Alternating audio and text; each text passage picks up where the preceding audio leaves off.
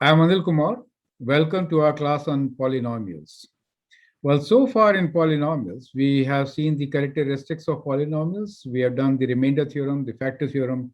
So we know how to factorize the polynomials. We have also seen instantaneous rate of change along with, of course, average rate of change. So that part also has been completed.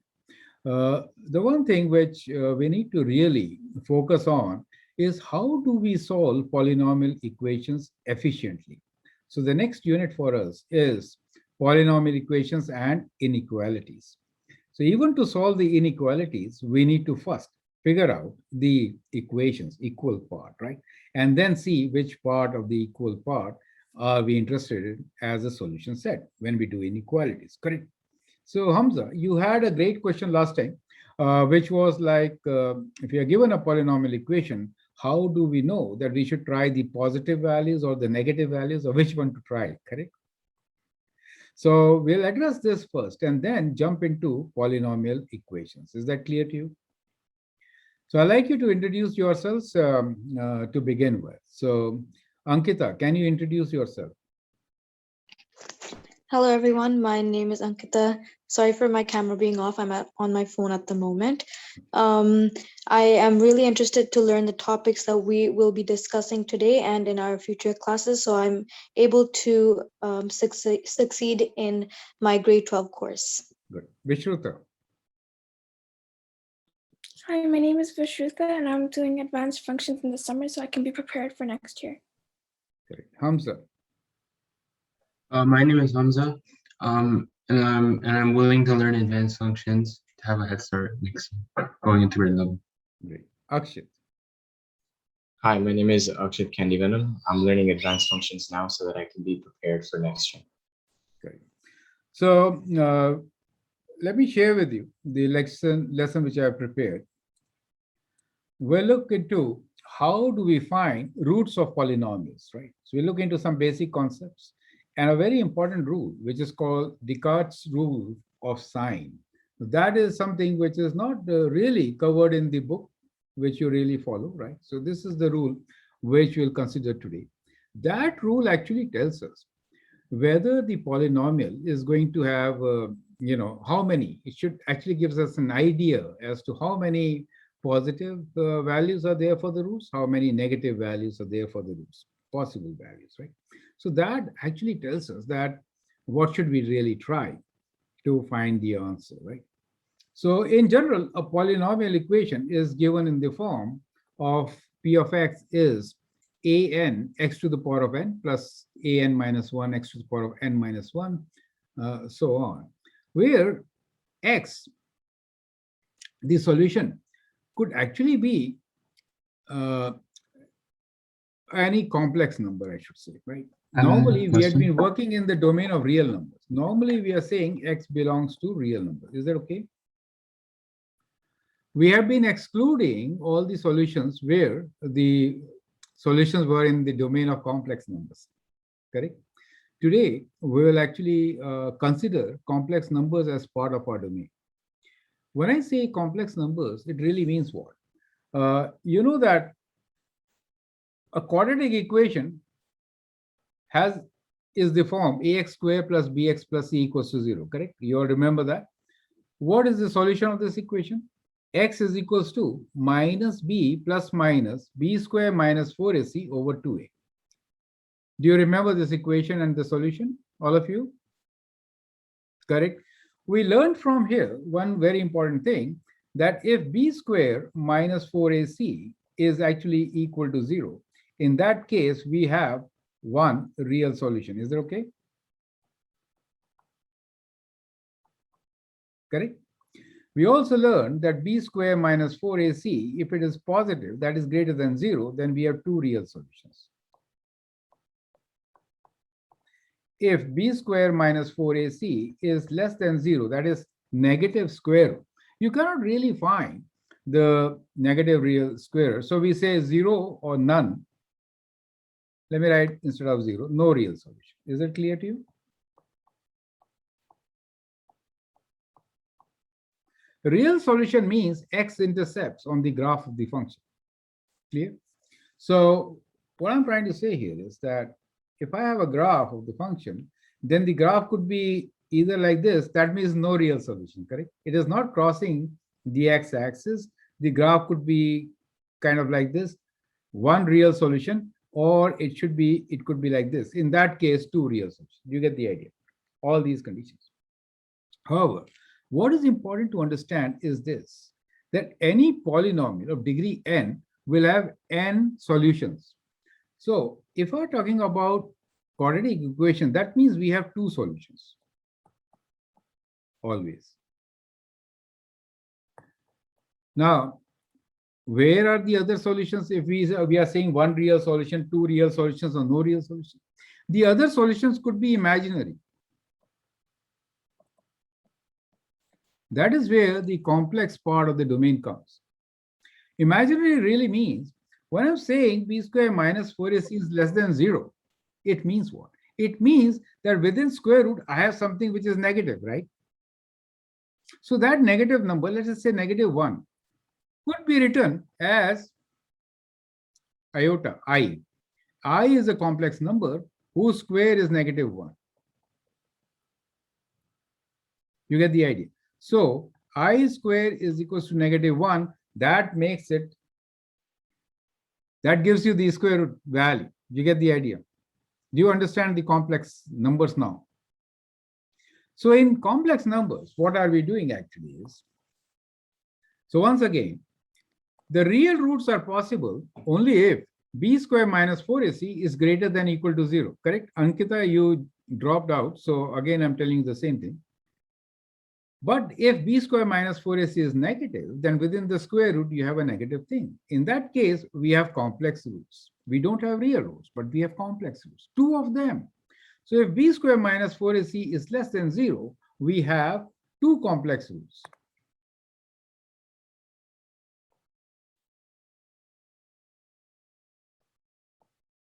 Sir, Yes, so those complex roots can either be like positive I or negative I, right? yes. So they are always, we say, conjugate pairs.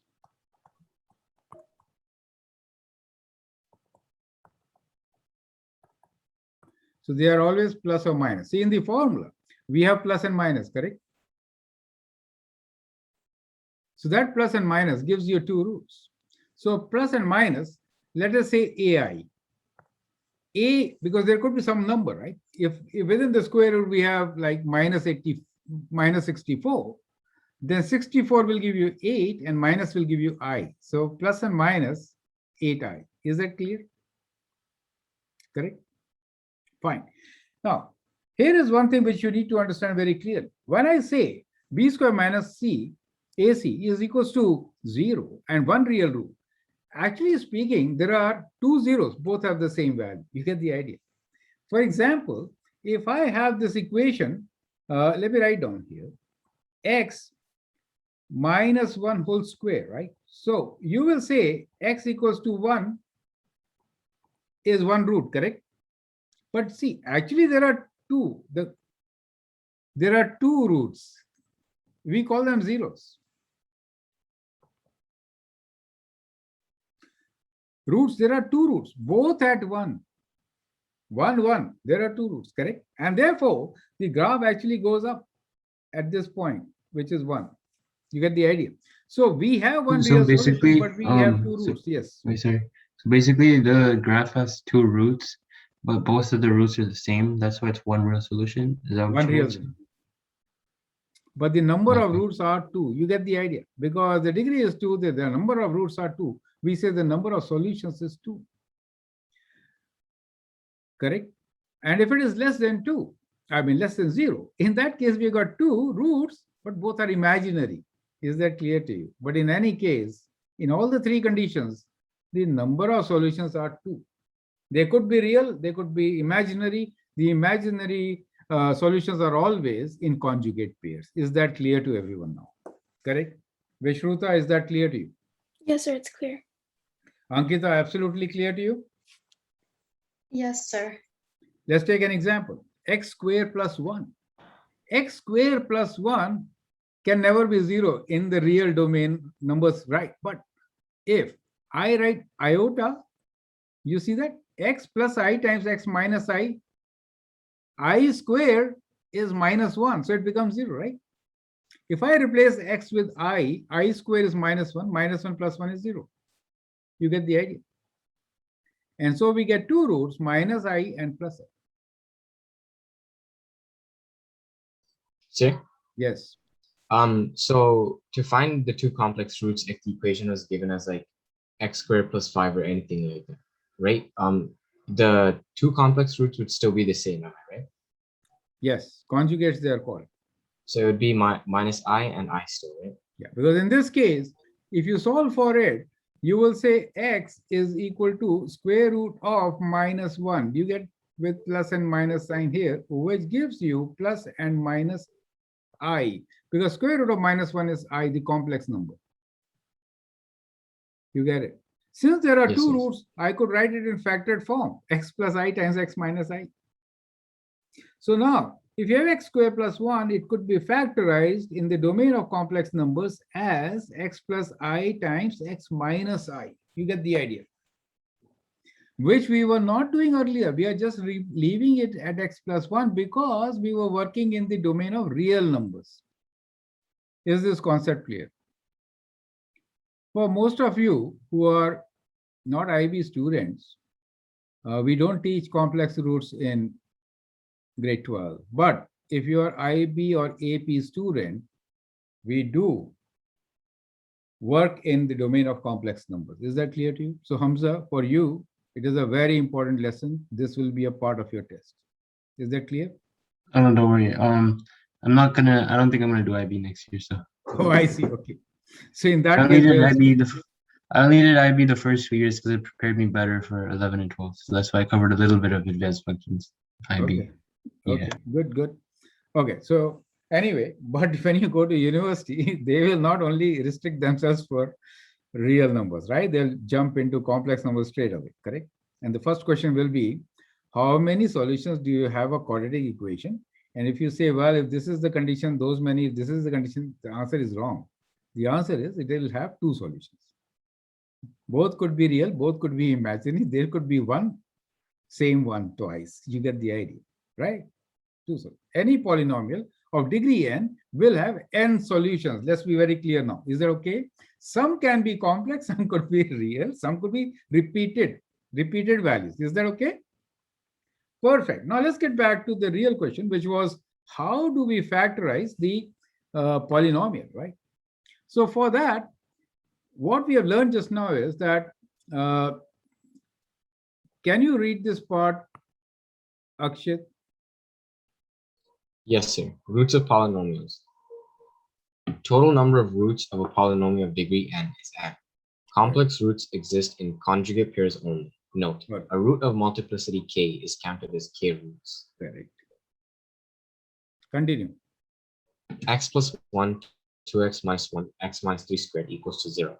So there are 4 real roots. 4 real roots. You get the idea. I know there are 2 of them are 3. So the real roots are -1, right? Half and 3 and 3. Do you see the 4 real roots? We say here that the multiplicity is 2.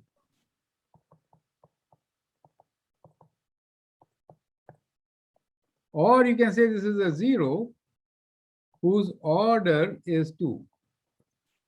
You Sir, get the idea? the order of x plus 1 and 2x minus 1 would just be 1, right? Yes, all those are 1. So I'm not right. Is that clear? Yeah.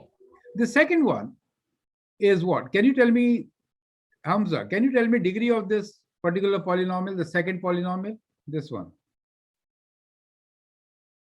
The degree, I believe, is 2. No, you have to multiply. This is times 2 times 2. So you add them up. So what is the degree of this polynomial? 1. Okay, and this would be. I think it would be 5. 1 5. plus So the 2, degree yeah. is 5. When the degree is 5, how many roots do you expect? You expect 5 roots, correct? Roots means we are not saying in x-intercepts. Roots means number of solutions could be imaginary or real, right? Multiplicity will be counted as 2 different roots. So clearly we have what? This is a complex root, right? X squared plus 1. So that gives you two complex roots, correct?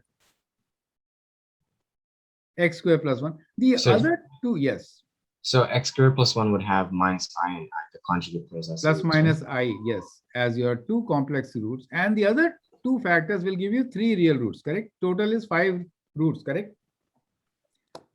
Is this concept clear to everyone? Perfect. So now, let's move on with so Descartes' rule of sign. How do we figure out whether we have positive roots or negative roots, correct? This is what we have, right? So, okay, Hamza, can you please read this note?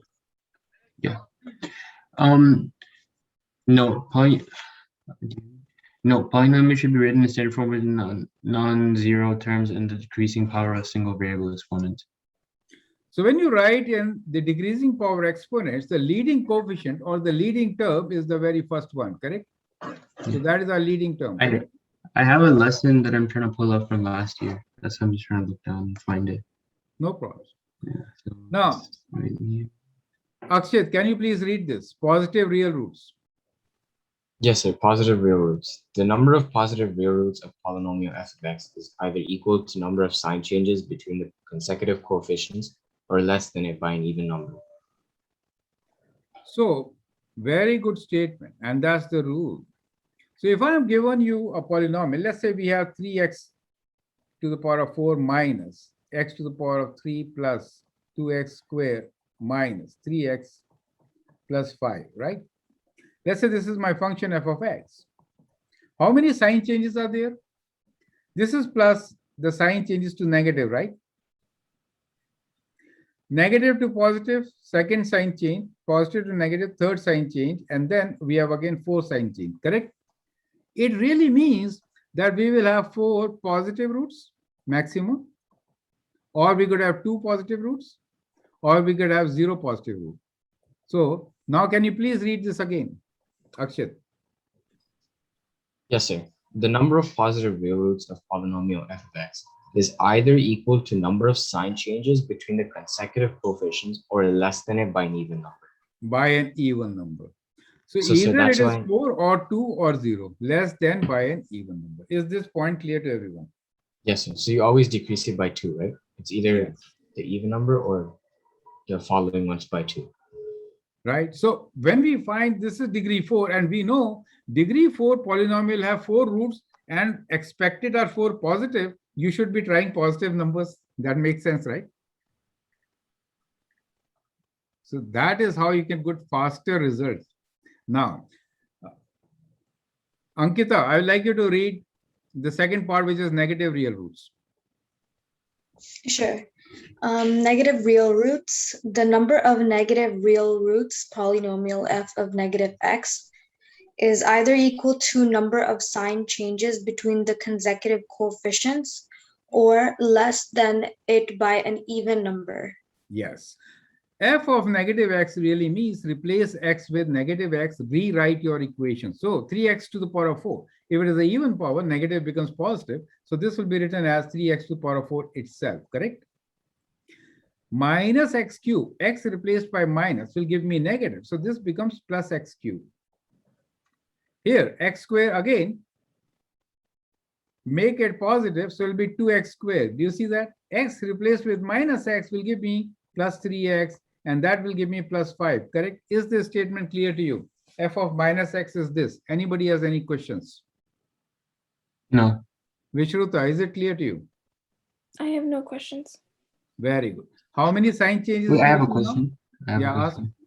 question. So negative x, wouldn't the Ask. wouldn't the 3x become negative 3x when it's f of minus x, or no? No, x replace x. See, it is minus 3, replacing x with minus x Oh, will okay. make So, it minus minus is plus 3x. Is that clear to you? yeah. All become positive. Is there any sign change? 0 sign change, correct? So now, Mhm. yes, Hamza, please read this statement once again. Negative real roots. Okay, the number of negative real root polynomials of a negative x is either equal to number or sign changes between the consecutive coefficients or less than it by an even number. Correct. So E, there is no sign change. So that means there is no negative root for this, correct? So if you keep trying factors of 5, it is -1 and -5 also. There is no point. Because using the rule, we have seen it does not have any negative root, correct? So you should be Sir? trying, yes, So if we're given a polynomial in standard form, right? yes, To make our time easier when factoring it, we can like find the number of sign changes for f of x and f of Yes. minus x, and then apply the appropriate like conditions, and then see which one to use, right? Positive or Correct. negative, correct. right? Another thing important, we know that the power is 4, maximum root is 4. When f of x itself is giving us maximum 4, there is no need to apply minus x, because we know 4 roots, 4 could be maximum positive. Now, why should I try for negative? You get the idea. If this would have given me 2, it was worth trying for negative also. That might give me 2, right? Correct. But from 1 also we get an idea. Say, if I just see f of x and I say, well, there were 4 expected, but I'm only getting 2. That means, and 2 or less, 2 or 0, you get the idea, 2 or 0. This is worth trying. That means probably evenly spread. Is that okay? It gives you an idea. So, but this is a very important test. Have you all understood this test? Let's take up an example now. I am actually doing this because it is not given in your books. Second, it will help you to get the solution of the equations very fast. Third, I will actually scan through your book after this concept very fast, so don't worry about time, correct? So we will actually cover the whole chapter without any problems today. Perfect? Let's understand the new thing. So now we have an example to apply. The question is x cubed plus 1. How many change signs are there? See the table which I have made. First, state the number of roots. How many roots will it have? X cubed plus 1. Tell me. 3. Cubic equation will have always 3 roots. Number of possible real roots we have to now figure out. So let's see. How many of them are positive real roots? First, how many of them could be positive? So how will I find the sign change? Is there any sign change? No sign change, correct? Positive, positive. That means there are no positive roots, right? Correct? Is this point clear? What is Sir? f of minus x? Yes. Sir, there are no positive real roots because like when we did like put in the circumstance, right? We got 0 as the output for the number of possible positive Yeah, roots, because right? there is no sign change. Right. Okay. Now, if I write f of minus x, what do I get? So minus of x cube gives me negative. Do you see that? Plus 1. How many sign changes are there now? 1. 1. So that means how many negative roots? 1. Or 2 less means nothing, correct? So at least 1, correct? When you factor x cube plus 1, we will know what is there. We know clearly that 1 is f of minus 1, right? If I put 1 f of minus 1, I do get 0, right? Correct? Correct. So if I divide by x minus 1 means the factor is x plus 1, correct? And you can divide and you get this part. Do you see this gives you 2 complex roots?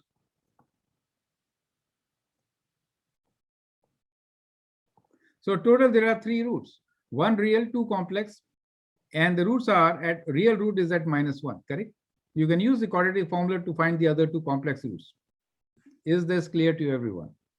Minus of b means 1, plus or minus square root, which is b square 1, minus 4ac will give me minus 4 square divided by 2, correct? So the conjugate roots here are 1 plus minus, this is minus 3, right? So iota square root 3 divided by 2. So I is also called iota. So those are the 2 complex roots. Do you see 1 plus minus iota square root 3 divided by 2? Is this clear to you? Those are the 2 roots from this factor. And the root from here is x equals to minus 1, which is a negative root, correct? So I'm just sharing with you the question and its solution so that we can understand the rule.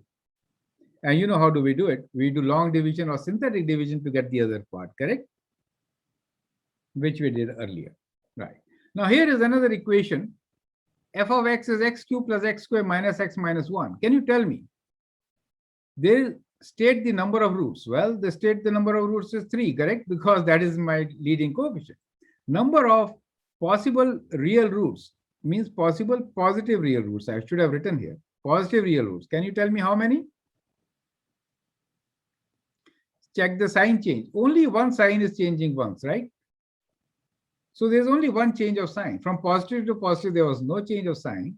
But then x squared to minus x, one change of sign. So there is one positive root, correct?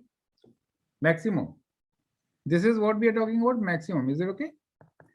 Now let's look into f of minus x. So if I write f of minus x, it will be minus x cubed plus x squared, because that is, this becomes plus x minus 1. How many change of sign? 1 and then 2. 2. So 2 change of sign. Do you see this 2 change of sign? So you are expecting 2 negative roots. So therefore, if I have constant minus 1, the first value which I should try is f of minus 1, correct? Because I'm expecting 2 negative roots. Is that clear to you?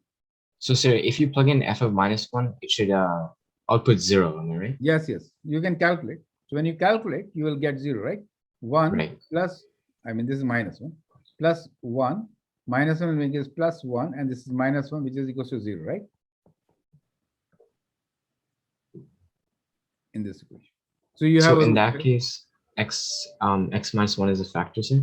Yes, and then you can divide and get the complex roots, correct? Correct. Is this part clear to everyone? Ankita? Sir, I have a quick question. So Yes, if we're ma'am. plugging in minus 1, right, sir? So would x plus 1 be the factor? Yes, yes, yes. Yeah, x plus Right, 1. minus 1 here, and you can do synthetic division, correct? Right.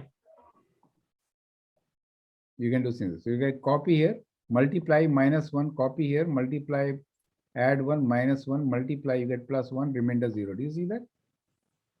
Synthetic division. And clearly, you got the other factors, so you can now write down the factors, and which is like, x minus 1 becomes plus 1 as one factor. The other one is x squared minus 1. Is that okay? Is that clear? X squared minus 1 can be written as x plus 1 times x minus 1, right? And you get 3 roots as shown here, correct? 2 of them are negative, maybe same. But there are 2 of them So are negative. sir, Yep, so we have one positive root and 2 of them are negative roots, right? yes. So So all we have 3 of 1 them would be positive real and 2 roots? negative, correct? Yeah. So sir, would all 3 of them be real roots in that case? These are real roots, yes. Right. If we have imaginary, they will be in conjugate pairs, correct? That is why we Yeah. say 2 less, because then 2 are complex roots. You get the idea. Okay, so that is how we are actually solving it. Now, I'm sharing with you another strategy. We did the long division, we found f of 1 and then did it. But many times, especially there's one question in your test on this particular topic where you can actually factor and then figure out the answer. So look at the solution now after factoring. Oh, I think I did something wrong. X plus 1 I should have written twice. Yeah, it was x plus 1 twice, right? X plus 1 twice, right? This is correct. Correct, yeah. Look here. What I've done is we have this cubic equation, we have factored. So if I take a common factor between these two, I get x squared as common, x plus 1. And here we already have x plus 1. If I take minus as the factor, so x plus 1 is common, and we have factored it, correct? You see that? And straight away, we got the answer without using remainder theorem or synthetic division or whatever. So everybody, do you see that part? Some questions, if you could see that you could factor this by grouping, you will save a lot of time. You don't have to keep trying. You get the idea? I am taking simple examples before you only to give you ideas. But this strategy can be applied to even a complicated question, correct? So, Is this part clear? Yes. Sir, actually, when we started this question, right, sir, I actually did the factoring, but I didn't think that was right. Because I Sometimes you thought- can, factoring always cannot be done. Let's be very Yeah. clear. Whenever we do factoring, it should be product and sum and all those rules should follow, correct? Right. Quadratic factoring, correct? Always not possible. But when it is possible, it is the most efficient way of doing it. That is why we teach you right in the beginning, and it's always written. There will be a question, can this be factored? Correct. You check product and sum, whether it can be factored or not, correct? For quadratic. But that is applied to any polynomial of higher degree also. Is that okay? We have different rules, right? Which I'm not getting into now because of our restriction in the curriculum. We are only learning what is there in the curriculum, okay? So important thing is we did check that there could be one positive and two negative, and that is what we have got. So I'm only confirming you the rule, how it works, to give you the confidence that it can be applied. You get the idea. Example 3. Similar question. So in this time, again, I've checked change of values plus only one change. You see only one change. So the number of positive roots is one positive root, correct? One positive real root, correct? Negative, we are expecting 2. And if you factor, you do see that there are 2 negatives, right? And 1 positive. Is that clear to you? So our strategy of working on the change of sign and getting to the conclusion, should we try plus or minus values first, helps. Is that clear to everyone? Right? That is the solution. We checked for the f of minus x and f of x. In changing for f of x, this is another example, right? So f of x is how many times? We have changed 1 because from plus it went to minus. And then from minus to plus, again change, again change. So that means 3. Since it is cubic, all 3 are positive. We need not check for negative, right? We know we have to try positive values only. Clear? So it is very efficient way of thinking what values to try. Correct? Next one. Again, we have seen that change of sign is 1, 2, 3, 3. So that means 3 positive roots. I should be trying for positive values. Correct? For negative, we get 1. However, in this particular question, you will find that we'll try for positive. As you can see, we do have a complex root also. Do you see that? Correct. So when we say 2 or 2 less is because there could be a complex root. Is that clear to you? That is why we reduce the number by 2. We don't know how many complex roots are there. So we are getting an idea about how many real and how many complex also. Sir? Yes. So we can also get a question with complex roots on the test, right? You may not. But yes, Okay. your teacher may. It depends. Because the book doesn't have it. Yeah, Correct. maybe as a bonus, right? Like a bonus question. But the other book has it. There are 2 books being followed in Ontario curriculum, right? You follow Nelson. They don't have it in their examples. The other book has it. So there is a difference. So both the books are textbooks. It depends on teacher. So ask your teacher, are we working in the domain of complex numbers or not for this curriculum? First question. So you'll be clear. You get my idea. Right. So I wrote very beginning that x belongs to complex number C. That means you have to provide me answers of complex roots also. Otherwise, half the marks will be gone. So like this, we have a couple of questions. So I'll not go into details of these questions. As you can see here, we'll kind of end our lesson here. Is that clear? And begin with your book. So Akshay, can you please share with me your chapter number 4, polynomial equations? I'm stop sharing this screen. Yes, sir. I'll do it. By that, till that time he shares, I would like to know from all of you, have you all understood today what values to try so that we could get a quick solution? Is that clear? Or there is any doubt? Please let me know. Sir, is it visible? Yes, very much. So go to the example number 1. Always this book, example number 1 is the toughest. It is so tough that the students, when they see the first example, they get scared and they only come to tutors. I mean, I'm not encouraging them to go to tutors, but this is how the book is placed, right? You get my idea. Read the first question. Yes, sir. Hamza. I mean, Hamza, can you please read the question?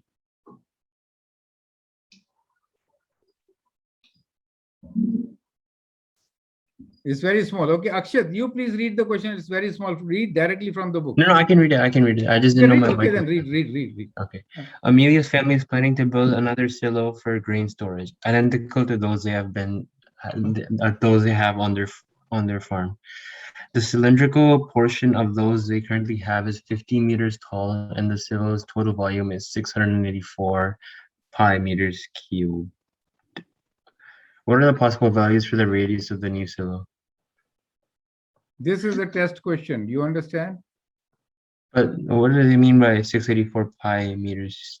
Yeah, I'll tell you.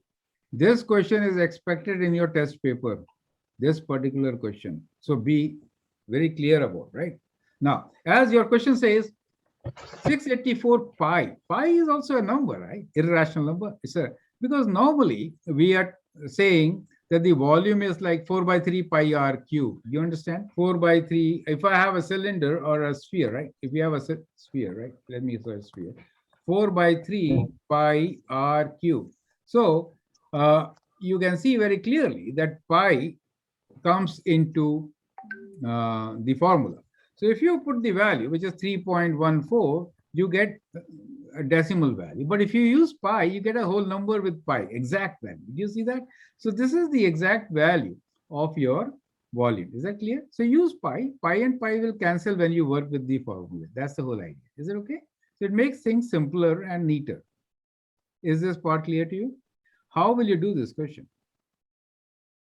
Let's move to the solution. Okay. So basically, we'll use the formula. We are given the volume.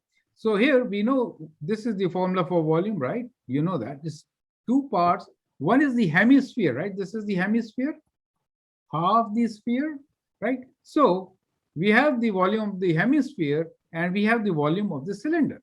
You have to add both of them, correct?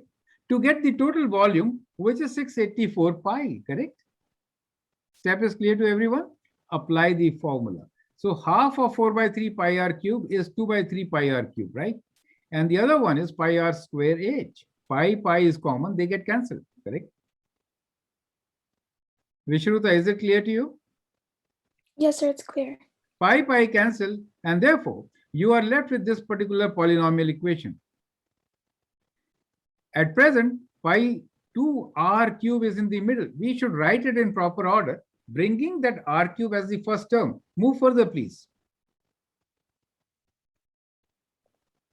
Correct. So now we get to an equation which is, where are you? We are here, right?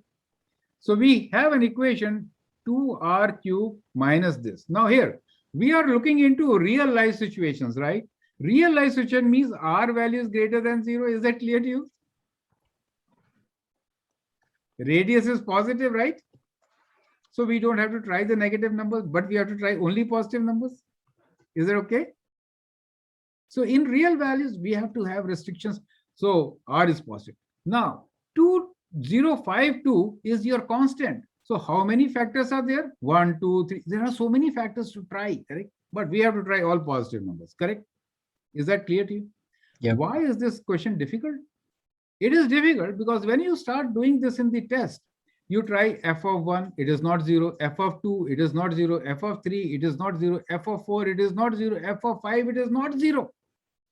By that time, you come to f of 6, you can't think, oh man, something has gone wrong, right? You may not even try f of 6. F of 6 is 0. I've seen so many students test papers. They tried 1, 2, 3, 4, 5 and not 6. And they left the question. So, sir, I just want to ask, so what do Yes. you think, like, if we were to look at an equation, how would you figure out that, for example, if this reading at 6 would equal 0? How There would is you look no at it? easy way. You have to try all the values. So So even you if will it's like try f of 12 equals systematically. 0, you have to do that too?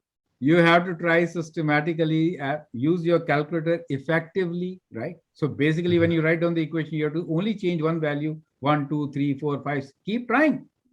Don't stop at 5. Oh, okay, but I think it makes sense because as you plug in values, a value would like gradually start decreasing.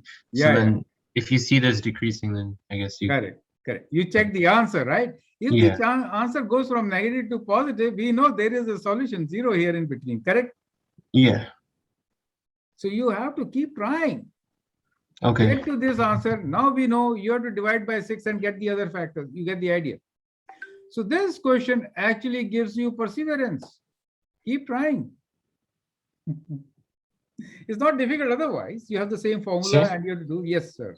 Sorry, so after we get f of 6 is 0, we know that r minus 6 is a factor, right? So then we just do the synthetic division and find the other factor, correct? All other roots. Because one solution is that r is equal to 6. So we got the first solution, correct? Now, when you do the synthetic division, you have the quadratic factor here. You could use the formula and find the other two solutions, correct? So when you go Correct. down, you get other two solutions. One of them is both are negative. In this particular case, they are not valid. Is that clear to Right. you? So the only answer is +6. But you have to try the other two. Sometimes they could be positive. You get the idea? Sure.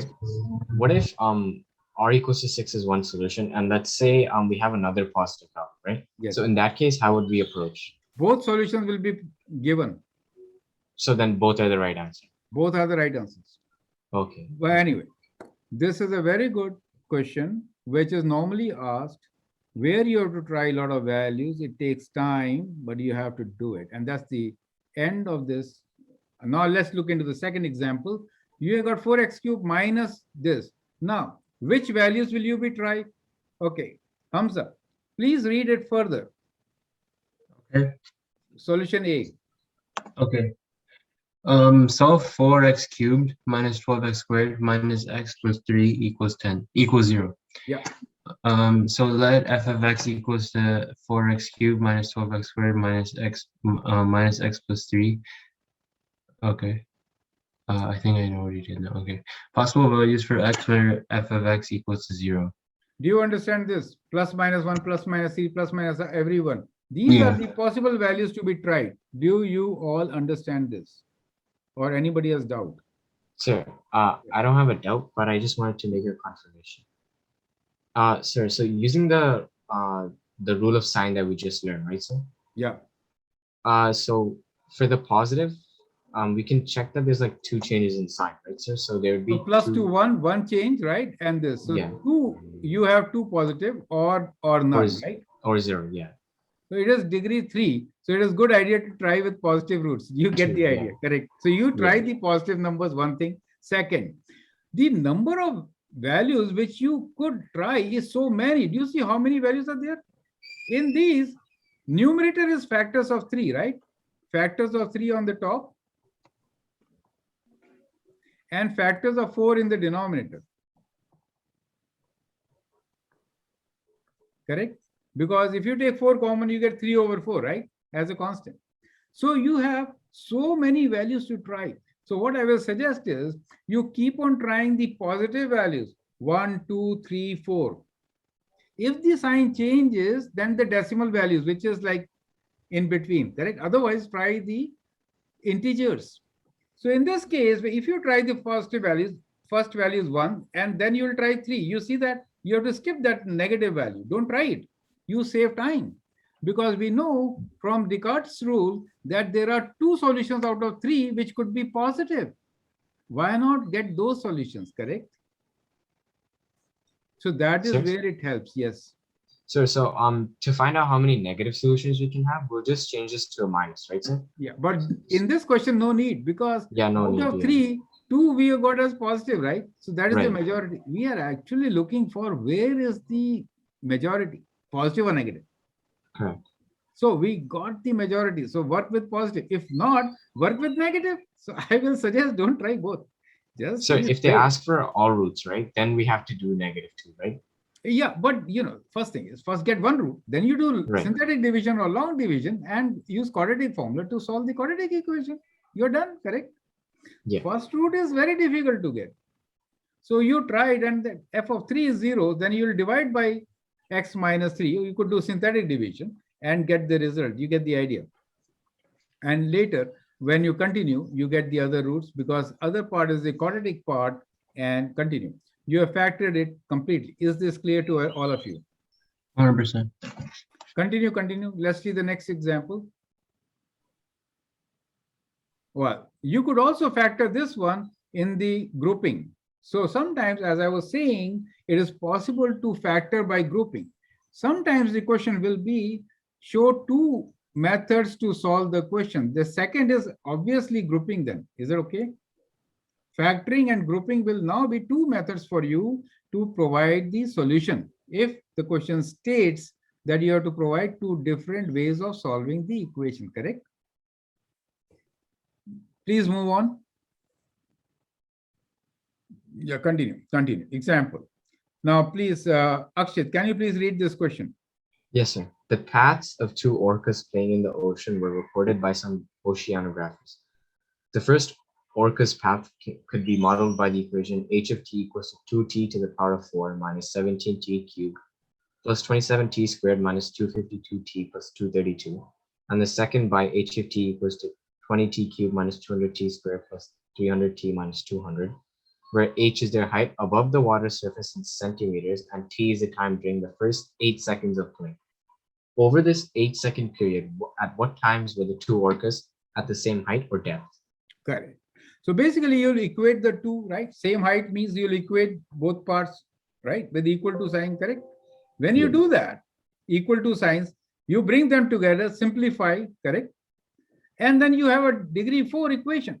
As soon as you have a degree 4 equation, then you have to try the roots of factors of 432. 432 can be divided by two factors. That means so many values could be possible. Move further. Once you find that f of 4 is 0, then you divide by 4. But what you have noticed in all these examples is that you have to try a couple of values. F1, 2, 3, 4, 5, 6. You see that? That takes time in the examination hall, and therefore you have to find a very efficient way of doing it. You get the idea. That is what I'm trying to emphasize. Sir? Yep. Sorry. Sir, these Yes. guys could have just used the rule we just learned, right? Yeah, they don't, but they know in this case the time is positive. So t is greater than equal to Is 0, greater than correct? So zero. only Right. positive values, so you don't have to. But the book So- doesn't talk about that rule. Whenever we are talking about a general equation which could have negative answers, our method is far better, which is the general case. Now let's move on to the exercise. 1 minute, please. So this I think is very clear. Just move on. Yes, continue, please. Correct. Now, if you look at the exercise, state the zeros. That means when are these factors 0, correct? That gives you the answer. Second one, solve for the following fact by factoring. You could easily do it, correct? Figure it out. Third, fourth, fifth, sixth. Continue. These are all straightforward. This is like the Orca one. Bring them all together and solve it. Do you see all these questions are straightforward questions? You should not have any difficulty in solving any one of them, right? None of them is close Seriously? to, yes. Quick question. So for state the zeros of the following functions, it would just be whatever value makes themselves, right? Yeah, And then Mhm. for this, determine the roots algebraically by factoring. Then We would just factor, do what we did in the grouping. examples. Factor by grouping. Yeah. Grouping, yeah. Continue. So we have few examples. I'd like you to try this and my videos on application of solving polynomials. So many application questions you will find in my videos, which I would like you to do, correct? Including the ones which are here. Is that okay? But try from yourself. There are very few questions here on application which you should try, but there are about 30, 40 which I have on the same topic, which you should try on from my videos. Is that clear to you? We'll end our session now here. So let's summarize. So Akshit, you can stop sharing this. So Hamza, can you please summarize today's learnings? So today I learned about, I knew a bit about roots, but I didn't really know about negative roots and the sign changes and stuff. So I really enjoyed learning that today. Very good. Vishruta. I didn't know anything about this law of signs, and I'm happy that I learned so much about it, and I learned the application uses and the types of questions that I might get in a test or quiz. Correct. Ankita.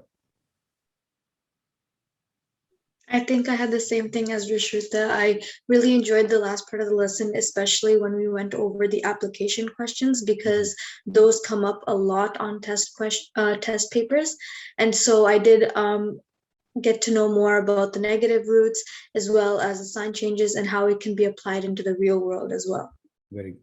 Akshit. Sure. Today, more than anything, I think I learned how to be efficient with this chapter, right? Mm. Because that's the main thing to do in a test, be efficient. So I think the Descartes rule will really help me when determining if I should use the positive roots or the negative roots, so that I can find my answer faster and then move on to the rest of the Correct. questions. You see, in 1 hour lecture, we have actually completed the book in about 10 minutes, right? Whatever is there in the book. Around 40 minutes I spent in making you understand how do we efficiently work in solving polynomial equations. That is very important. Otherwise, it is a simple thing. So as you have seen, sometimes it is the 6th try which gives you the right result. And if you know some rules, that 6th try could be your 2nd try. And that will make huge difference in getting good marks or even solving the questions in the right way. You get the idea, right? Otherwise, this is simple. Second, which I want to emphasize is there should have been many more application questions which are missing most of the places. I would like you to go to my playlist on polynomial equations and try the application questions, where you'll find almost all the questions which have come in last 10 years. So that should give you a good, practice. So with that, we'll end the session today. So thanks a lot. Good day. Bye. Thank you, sir. Bye. Thank you.